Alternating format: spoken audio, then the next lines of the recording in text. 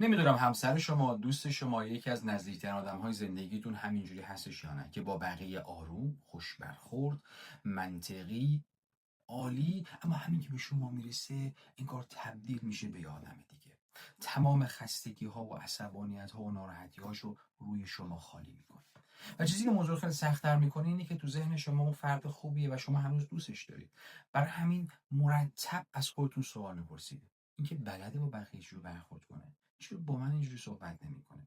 یکی از دلایلش میدونید چیه؟ اینه که بعضی از آدم‌ها یاد نگرفتن با احساسات سختشون چیکار کنن.